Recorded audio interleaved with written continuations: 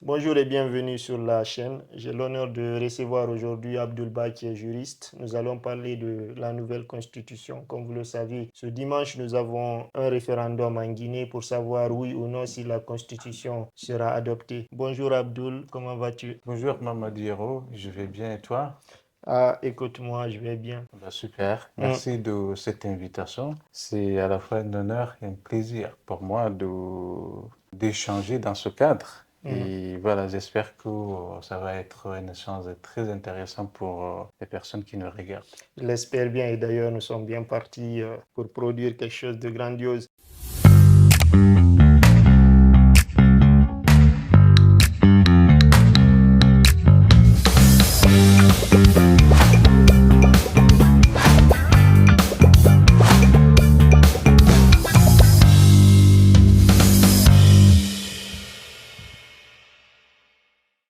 Pour entrer dans le vif du sujet en parlant de constitution, selon toi, concrètement, c'est quoi une constitution? Alors, une constitution, il y a d'autres appellations qui sont faites. On peut l'appeler également loi fondamentale. D'ailleurs, c'était le cas avec la constitution qui a été adoptée en Hmm. 1990. Donc, on l'appelait loi fondamentale. Et la constitution, c'est une loi suprême. Et ça sous-entend que nous avons d'autres catégories de lois qui lui sont inférieures. Vous avez les lois, au sens strict du terme, qui sont adoptées par les députés, donc l'Assemblée nationale. Vous pouvez avoir des décrets, des arrêtés, etc.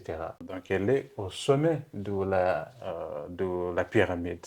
Alors, par définition, je vais essayer de faire simple et ne pas être très technique. On pourrait dire que la Constitution, c'est un ensemble de règles qui organisent, qui créent les institutions de l'État, les organisent et qui déterminent leur fonctionnement. Ça, c'est le Mhm. premier élément. Deuxième élément, c'est cette Constitution qui va consacrer les droits et les libertés fondamentaux. Mhm. On peut citer comme exemple de droits et libertés fondamentaux le droit à l'égalité, le droit à la vie, le droit à une justice équitable, la Mhm. liberté de manifestation, la liberté de croire ou de ne pas croire, Mhm. la liberté de presse, etc., etc. Donc, si vous prenez cette constitution, c'est elle qui va plutôt organiser la séparation des pouvoirs, donc Mhm. définir quelles sont les compétences de chaque institution de l'État. Comme Mhm. ça permet que chaque institution puisse exercer dans le cadre de ses compétences et ne pas aller au-delà. Donc voilà. Super. Maintenant, si on revient concrètement sur ce projet de constitution-là, quelle observation toi tu portes là-dessus concrètement? Alors, des observations sur cette constitution, il y en a énormément. Je ne sais pas, est-ce que vous pourrez préciser en Plutôt particulier. sur l'élaboration, la manière dont ça a été rédigé et tout, D'accord, sur la méthode, vous voulez dire. justement. Alors, moi, je dirais que, au regard du temps que tout cela a pris, que c'est plutôt une montagne qui a accouché d'une souris. Il vous souviendra que, ils ont commencé ce projet il y a de cela plus d'une année. Mm. En fait. Et au départ, ils sont partis dans plusieurs pays africains et l'argument, c'était d'aller ailleurs voir ce qui marche. Donc voilà, c'était ça l'argument. Alors qu'ils ont toujours dit qu'il nous fallait cette fois-ci une constitution qui nous ressemble et une constitution qui nous rassemble. Donc c'est Exactement. ça, ce sont là entre Mm. autres les expressions qu'on a toujours entendues. Donc de mon point de vue, est-ce que c'était le fait d'aller ailleurs, voir ce qui marche, qui ressemble en fait aux autres, est-ce que c'était nécessairement une bonne démarche? De mon point de vue, non, on n'en avait pas besoin. Mm. Parce que nous voulons quelque chose qui nous ressemble. Et de ce point de vue, il faut partir sur des bases qui sont assez simples. Un, Mm. quelle est notre histoire constitutionnelle, Mm. sociopolitique Mm. du pays? Deux, quels sont nos besoins? Et trois, quelles sont nos aspirations? Pour moi, ce sont les bases qui sont assez suffisantes pour définir une constitution qui pourrait nous Ressembler. ressembler. D'accord. Et justement, ils avaient cet argument-là aussi. La Constitution nous ressemble, c'est la première fois que ça a été écrit exclusivement par des Guinéens Guinéens, par des Africains, et il n'y a pas eu cette touche d'experts blancs qui vient nous conseiller, nous aider. Et en cela, la Constitution était censée être innovante et voilà, il fallait qu'on vote le oui forcément pour ça. Et toi, qu'est-ce que tu en penses? Est-ce que c'est parce que des Guinéens se sont rassemblés pour écrire que c'est vraiment une très bonne constitution? Alors, moi, je pense que sur le principe, c'était plutôt une bonne initiative. Le fait de dire que pour cette fois-ci, on ne va pas importer des experts français ou d'autres nationalités pour rédiger quelque chose qui est pour nous. On a utilisé la matière grise guinéenne, donc des juristes guinéens. Vous savez, c'est parti du CNT, du Conseil national de la transition. C'est là où ils ont commencé à l'élaborer. Ensuite, il y a eu un comité d'experts pour peaufiner un peu le travail. Alors, est-ce que le produit qui en a résulté, est-ce qu'il est à la hauteur? Autrement dit, est-ce qu'on pourrait considérer que, vu que ce sont des Guinéens qui l'ont rédigé, est-ce que c'est adapté à nos réalités? Alors, on va partir de quelques points pour savoir si effectivement cela s'est matérialisé. Moi, je vous donne un exemple. On a vu la démarche qui a consisté à faire des consultations populaires. Exactement. Donc, ça s'est déroulé pendant quelques mois, voire une année à peu près. Donc, il y avait deux niveaux. Ils sont partis à l'intérieur. Pour moi, parce que c'était des meetings qui étaient organisés.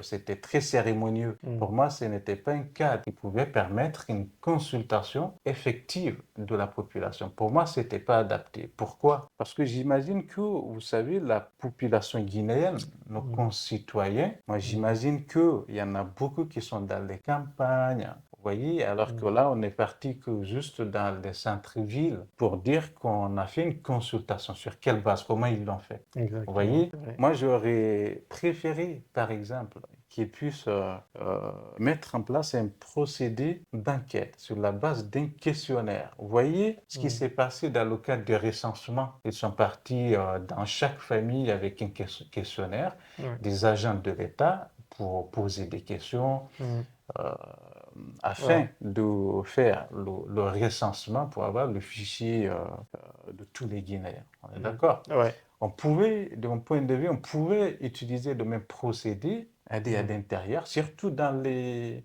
villages, parce qu'ils sont tous des Guinéens, eux aussi, ils ont le droit d'être consultés. Parce que ce qui est en vue, c'est pour eux aussi. Mais tel n'a pas été la démarche qui a été adoptée. Finalement, c'est sur fond de consultation, on s'est retrouvé avec des campagnes de propagande électorale. Donc, il n'y avait pas de sérieux. Donc, de mon point de vue, la consultation, c'était plutôt de l'échec. Ça, c'est le premier point. Le deuxième point, l'autre outil qui a été utilisé, ils ont mis en place une plateforme de consultation en ligne. D'accord. Je n'étais pas au courant de cela. C'est ce qui a été fait également. Et on peut comprendre parce que là, on voit qu'il y en a de plus en plus de Guinéens qui se sont familiarisés avec l'Internet. On est à l'ère du À l'ère numérique du et tout. numérique. Donc, par principe, je pense que ça pouvait être un outil complémentaire. Mais lorsque vous écoutez les autorités, c'est comme si, par ce biais aussi, ils ont réussi à consulter tous les Guinéens. Enfin, vous voyez, et c'est pas tout le monde qui est à l'aise avec l'Internet. Et est-ce qu'ils ont communiqué pour dire qu'il y a une plateforme, même si c'est le cas? Moi, j'imagine que la majorité des Guinéens n'est pas familiarisée avec cet outil. En fait, avec cette méthode de Au-delà de ça, fonctionnement. d'ailleurs, parce Oui, que quand on regarde, on sait que la majorité de la population est analphabète aussi. oui. Donc, on aimerait bien que les gens qui ont fait cette consultation sûrement nous éclairent là-dessus pour savoir est-ce que c'est en français que ça a été fait, est-ce que c'est dans nos langues locales aussi. Je pense C'est que sur assez ce point, intéressant ce que vous dites. ça pourrait être Parce que moi, intéressant. de mon point de vue, est-ce que c'est dans les langues locales, dans un cadre de vulgarisation? Et si c'est le cas, quel était le contenu de la consultation? Est-ce qu'il y avait des questions précises qui étaient posées? Je vous donne un exemple. Dans ce projet de constitution, on a jugé nécessaire de supprimer les CRD, les communes rurales de développement. D'accord. Et vous savez, les CRD font partie des collectivités territoriales. Donc, celles qui sont décentralisées, collectivités, les conseils qui sont élus, vous voyez. Donc, jusque-là, nous avions 3 niveaux. Nous avions les régions, nous avons les communes urbaines, donc les mairies. Ensuite, vous avez, à l'échelle plus bas, vous avez les CRD, les communes rurales de développement. Dans le cadre de ce projet, on a supprimé ce maillon. On se retrouve avec des communes urbaines et des régions. D'accord. Est-ce qu'il y a eu une étude qui a été faite en amont pour savoir est-ce que c'est plutôt nécessaire de supprimer ce niveau territorial ou pas? Ou plutôt, est-ce que dans le cadre des consultations, ils ont porté connaissance, ils ont demandé à la population, est-ce qu'il y a de l'intérêt à garder les CRD ou pas? Je ne pense pas que ça puisse être le cas. Je pense aussi que, d'ailleurs, sur cette question qui est très importante, on peut se poser la question, est-ce que cette proposition de constitution est vraiment le fruit de cette consultation? Parce que nous avons tous vu l'avant-première de la constitution où on avait, par exemple, la durée du mandat qui était à 5 ans. Peut-être que c'était le sujet des consultations et aujourd'hui, on se retrouve avec 7 ans. La question peut se poser, est-ce que c'est pas quelqu'un à l'intérieur qui avait des intérêts à ce que ça soit 7 ans au lieu de 5 ans? Parce que moi, en tant que mathématicien, je fais de simples petits calculs, ou petits calculs autant pour moi. 2026 plus 14, ça fait 2040. Donc, on peut le lier au projet Simandou 2040. Qu'est-ce que toi, tu penses vraiment de ce changement de 5 à 7 ans? Alors, sur la question de savoir est-ce que c'est le résultat des consultations, de mon point de vue, c'est pas le cas. Pourquoi? Parce que on a entendu les arguments qui ont été avancés, qui viennent soutenir le passage du quinquennat au septennat, donc de 5 à 7 ans. Les arguments, c'était quoi? C'est de dire que vu que nous n'avons pas un certain niveau d'expérience démocratique, donc il serait plutôt intéressant de réduire le nombre d'élections. Donc au lieu d'avoir des élections tous les 5 ans, là on va avoir des élections tous les 7 ans.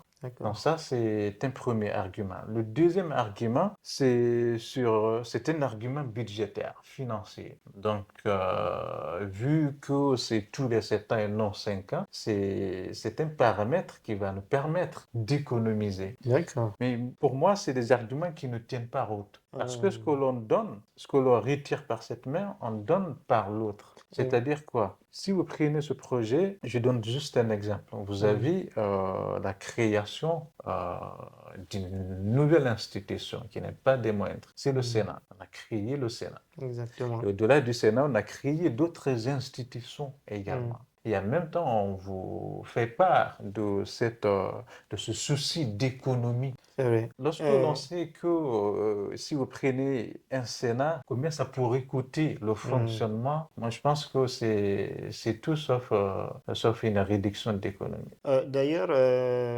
il y a des articles ou un article dans la Constitution pour rebondir sur ça qui accorde certains privilèges à des anciens députés, à des ministres, des premiers ministres. Est-ce que tu pourrais nous en dire plus là-dessus déjà? Vous avez deux dispositions qui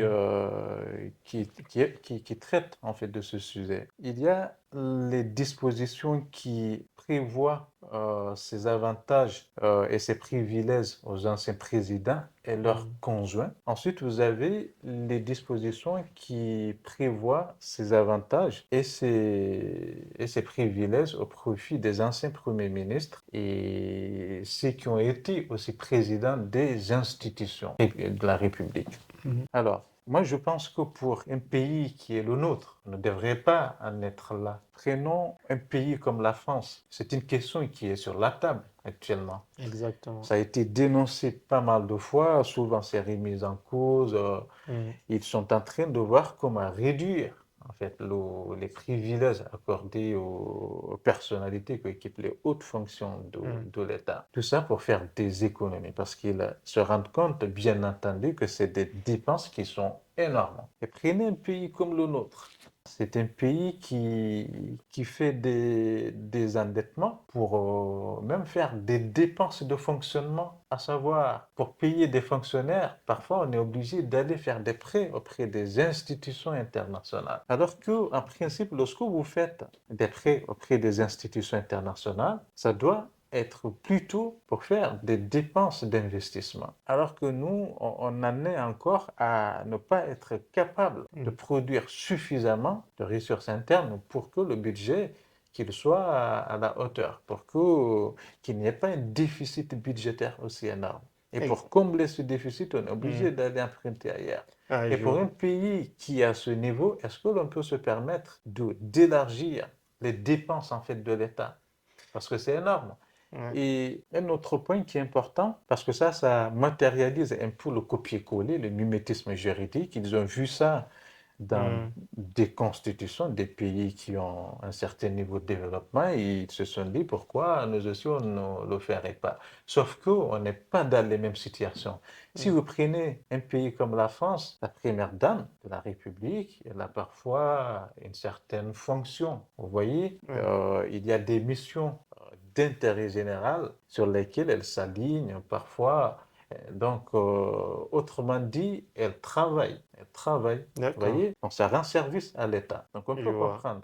Alors que chez nous, nos premières dames, est-ce qu'elles ont des fonctions qui vont dans le sens de l'intérêt général? Je ne pense pas que jusque-là que ce soit le cas. Et au-delà qu'on puisse prévoir ça pour les premiers ministres, les présidents, les anciens premiers ministres, les anciens présidents des institutions. Alors moi, je pense que cela serait de nature à faire un appel d'air. Tout le monde va se battre pour être soit, ça, soit c'est président sûr. d'institution. C'est sûr, parce que tu as un salaire, une retraite à Non, vie, parce quoi. que après tes fonctions, déjà pendant tes fonctions, tu as des privilèges énormes. Et après tes fonctions aussi, tu vas continuer pendant toute ta vie à bénéficier des avantages. Pour moi, c'est énorme. On n'en est pas encore là parce que nous ne disposons pas suffisamment de ressources, en fait.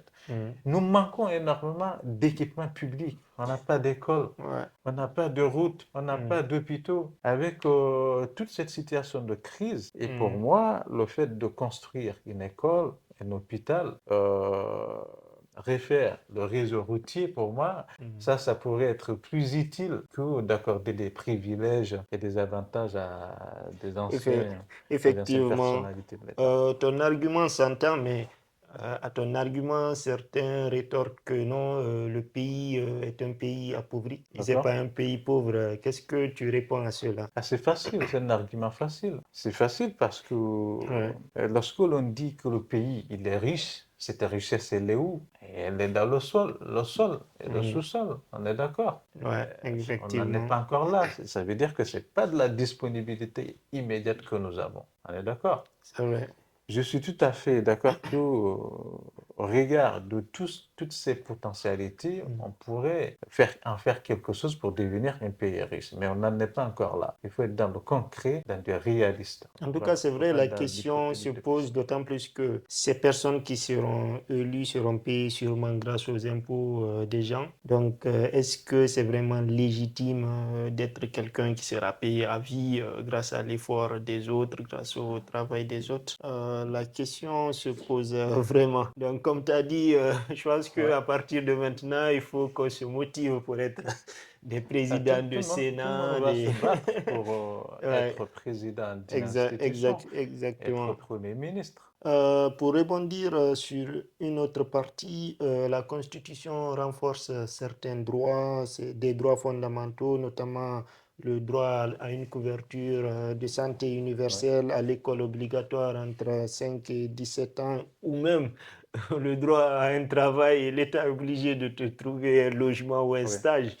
Euh, je ne sais pas pourquoi ça se retrouve dans une constitution, mais c'est quoi, toi, ton regard d'expert là-dessus? C'est assez intéressant. Mm, Moi, j'ai été très marqué de voir ça. Je me dis, quel vœu pieux, en mm, fait.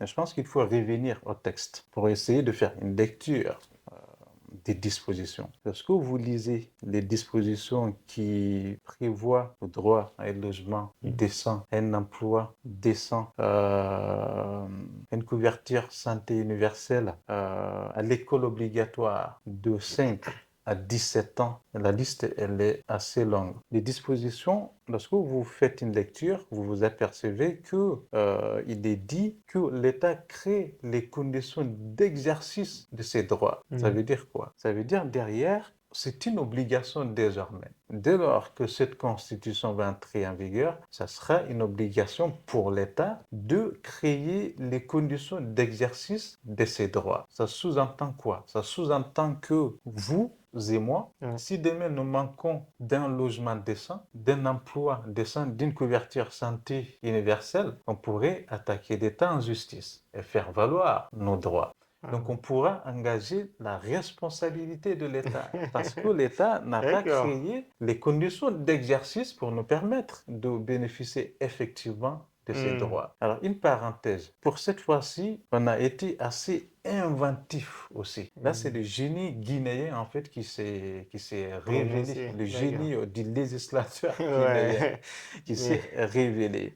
Pourquoi je vous dis que c'est une innovation à la guinéenne? Parce que si vous parcourez les constitutions des pays qui ont un certain niveau d'expérience démocratique ou qui ont un certain niveau de développement, dans leur constitution, vous ne voyez nulle part ça, où l'État est obligé de créer les conditions d'exercice de tous ses droits. Nulle part vous allez en trouver. Vous verrez juste dans ces constitutions qu'il est prévu que ce sont des objectifs à valeur constitutionnelle. C'est-à-dire que l'État doit faire des efforts pour aller dans ce sens. Mais nous, on oblige plutôt l'État à le faire. Est-ce qu'on a les moyens pour le faire? Alors, la question, elle est légitime. Prenons au cas par cas le droit à un stage professionnel de tous les diplômés. Je ne sais pas si vous, mais moi, j'ai jamais vu un État où l'État est obligé de trouver un stage professionnel à tous ses diplômés. Je ne sais pas si vous avez connaissance.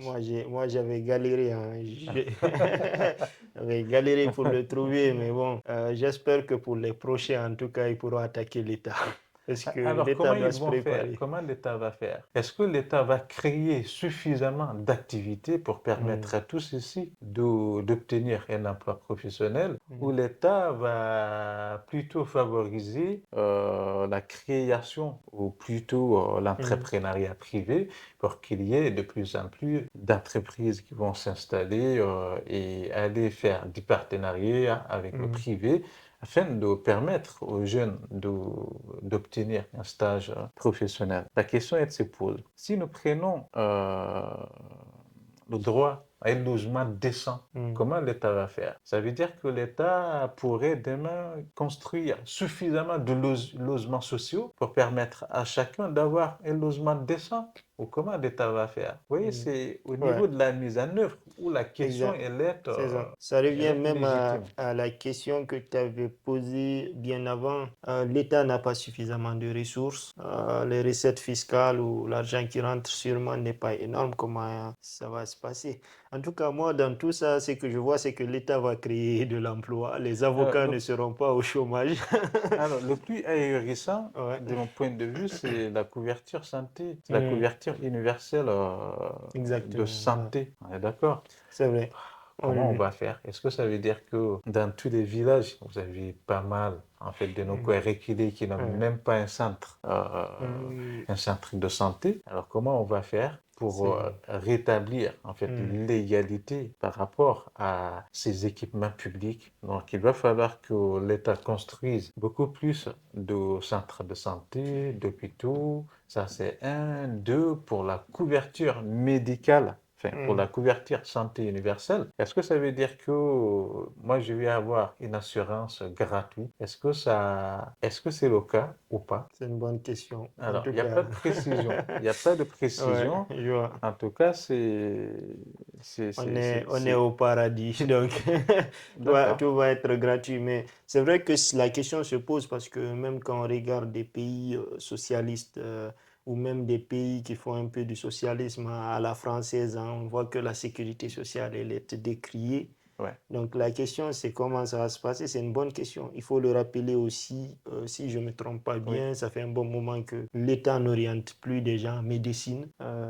Donc je pense qu'il faut commencer par régler ces soucis-là. Ah oui, bien Et sûr. même à Conakry, on regarde les hôpitaux, ce qui se passe là-bas. Donc à Ignace Dine, les conditions sont déplorables, quoi. Vous avez bien fait de souligner Donka, parce qu'il me semble que Ouais. là, la gestion de l'hôpital a été externalisée, c'est-à-dire Mm. que il me semble que c'est une société privée Ok. canadienne maintenant qui Qui gère. s'occupe de la gestion. Donc, on a délégué, même nous, on est incapable, un hôpital Mm. aussi public et grand comme Donka, de renommée, voilà, on est incapable de gérer Ouais. avec des ressources qui nous sont propres Mm. et que finalement on se décide de déléguer la gestion de ce service public Ouais. à une société privée. Ouais.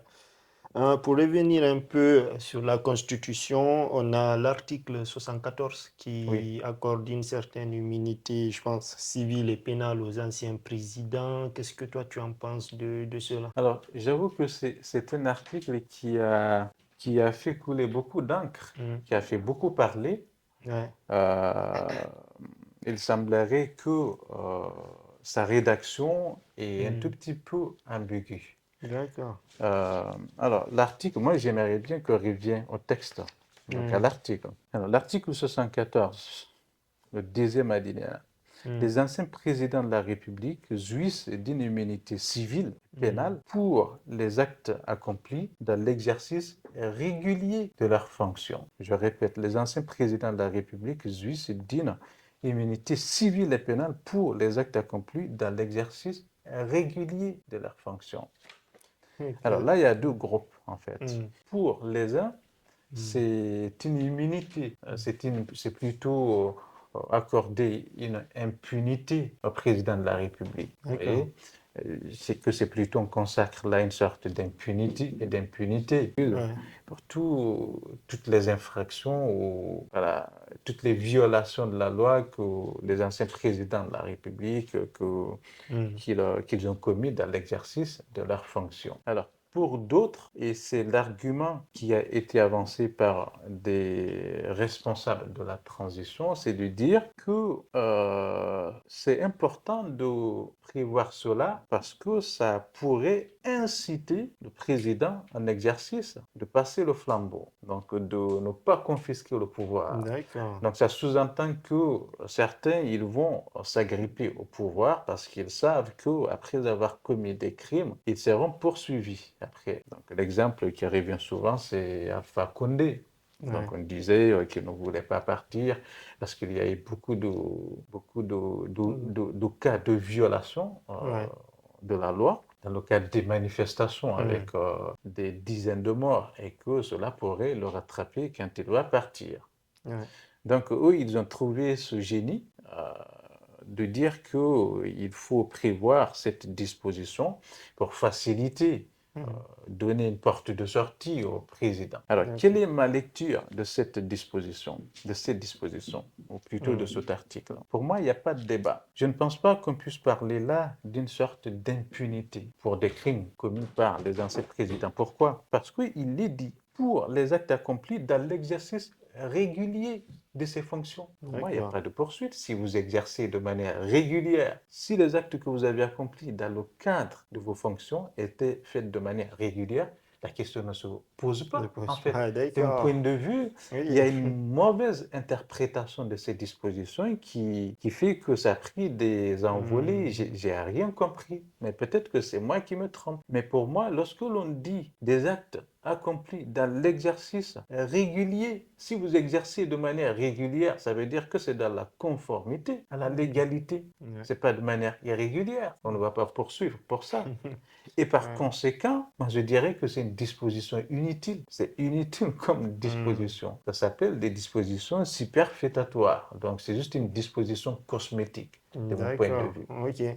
Donc ça veut dire que demain, si on se trompe, on met à la tête du pays un tyran qui se trouve assoiffé de sang, qui tue des personnes, il ne sera pas gracié ni... C'est pas possible. Et vous D'accord. voyez aussi, parce que la Guinée fait partie des engagements internationaux, que ce soit à l'échelle régionale ou continentale ou à l'échelle internationale. Je vous donne un exemple, le traité de Rome, Hmm. euh, enfin, le traité, La la CPI et tout ça. CPI, Ouais. on fait partie en fait de ce Hmm. traité, entre autres. Ça veut dire qu'on serait en porte-à-faux avec ces engagements internationaux. D'accord. Sauf à remettre en cause l'engagement en fait de la Guinée Hmm. dans ces traités et conventions. Je ne vois pas comment est-ce que nous pourrons Hmm. instituer cela. Je ne Ouais. vois pas. Ce qui est d'ailleurs, je pense, reconnu aussi par la Constitution, si je dis pas des bêtises, les accords internationaux Oui, et bien tout ça. sûr, bien sûr. Ok. J'avais une autre question aussi. Oui. Bon, même si l'article est inutile maintenant que tu le démontres, mais est-ce que si la Constitution était adoptée, ça va s'appliquer aux anciens présidents comme Alpha Condé, par exemple, que tu viens de mentionner ou pas? L'article 74 en effet. Alors, vous avez une règle Hmm. en la matière pour ce qui concerne les lois, pour ce qui concerne les les actes Hmm. administratifs. Ça s'appelle la règle de la non-rétroactivité de D'accord. la loi. Donc, une loi, il est possible exceptionnellement, en fait, qu'elle puisse prévoir que ces effets vont s'appliquer à des situations qui lui sont antérieures. Il est possible, mais ça doit être expressement prévu. Mais si ce n'est pas prévu, la règle, c'est le principe de non-rétroactivité de la loi. Ça veut dire que la loi, elle ne va s'appliquer que pour l'avenir. Donc, dans le cas de figure, ça sera Hmm. à partir de l'adoption de cette constitution que ces dispositions vont commencer à produire ces effets. D'accord. Maintenant qu'on a survolé énormément d'articles et tout, moi j'aimerais savoir est-ce qu'il y a des articles qu'on n'a pas cités ou est-ce qu'il y a quelque chose de bien dans la Constitution aussi qu'on n'a pas abordé, que tu pourrais nous dire et tout ça. Vous voulez dire des forces Ouais, qui exactement. C'est pourraient se trouver dans ce projet dans de ce projet, ouais. nouvelle constitution? Hmm. De mon point de vue, oui, effectivement, il y a des dispositions, mais qui sont assez résiduelles et qui constituent, en Hmm. quelque sorte, des points forts, on va dire. Alors, comme disposition, on pourrait parler de l'administration de l'État. Il est précisé dans le cadre d'un de ces articles que l'administration de l'État doit être apolitique, neutre et ne doit être qu'au service de la population. Je pense que c'est quelque chose d'important et d'intéressant, connaissant comment fonctionne actuellement l'administration guinéenne. Hmm. Nous savons bien que l'administration guinéenne, elle est tout sauf apolitique. Exactement. C'est une administration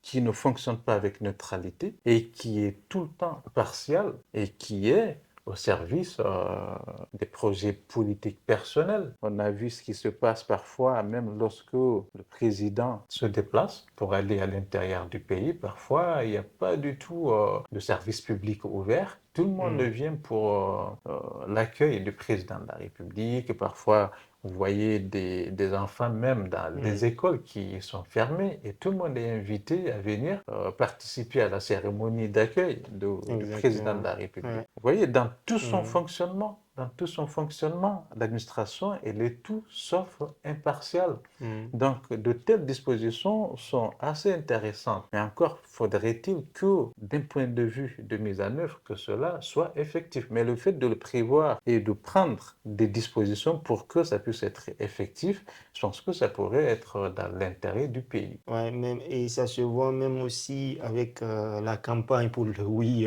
pour la Oui, Constitution. On a toute tout à l'administration qui s'est transformé en batteur de campagne. D'ailleurs, est-ce que cela est légal concrètement, même au regard de la charte de la transition aussi et tout? Moi, je ne pense pas qu'on ait marché sur de la légalité. Le fait que tout le monde puisse se mettre à rang de campagne, je ne pense pas que c'est le rôle de l'administration. Les politiques, on est d'accord, les ministres, parce qu'ils ont des positions politiques, on peut comprendre. Mais de là à impliquer tous les maillons de l'administration, en plus qu'ils partent pour faire cette campagne de vulgarisation, il n'en est rien, ce n'est pas de la vulgarisation, c'est de la campagne électorale. Parce que vous voyez avec toutes les banderoles, avec des affiches, oui, oui, oui, et il n'y a pas de possibilité de dire non. Et on ne va pas parler de tout ce qui est restriction de la liberté de presse. Vous avez vu, on a interdit de tenir des débats au niveau des radios, des médias, autour du projet de nouvelle constitution. Donc, ça a été une période à sens unique. Il n'y a pas de possibilité donnée de la contradiction, c'est à sens unique. Donc le oui, si vous avez quelque chose à dire qui cadre avec le oui, d'accord, vous pouvez parler, mais si vous n'avez pas quelque chose à dire qui cadre avec le oui, tu te tais, ça la ferme. Ouais. Et c'est en cela d'ailleurs les réseaux sociaux sont formidables parce que on avait l'ex-premier ministre Gomu qui a essayé de faire un sondage en ligne. Oui, non et truc, et le non était en train de largement l'emporter. Il a fait un sondage et il a vite supprimé parce que il s'est rendu compte qu'il allait se créer des soucis. C'est l'avantage avec les réseaux sociaux. C'est ça, exactement. Donc, ce qu'on voit sur le terrain ne reflète pas réellement. Et d'ailleurs, c'est dommage que je trouve qu'on n'en débatte pas dans les médias, qu'il n'y ait pas un sondage pour savoir concrètement qu'est-ce que les Guinéens en pensent. Au-delà des sondages, en fait, c'est de permettre qu'il y ait un débat. Exactement. Enfin, c'est ça, en quelque sorte. Ouais. Mais là, l'administration a fait office de parti politique pour faire de la campagne. Exactement. Vous voyez? Ouais. Et avec la suspension des partis politiques, on sait que c'est des partis politiques et qui ne sont pas des moindres, en fait, qui ont été suspendus et avec aucune possibilité de contradiction. Grave, ça. Ouais.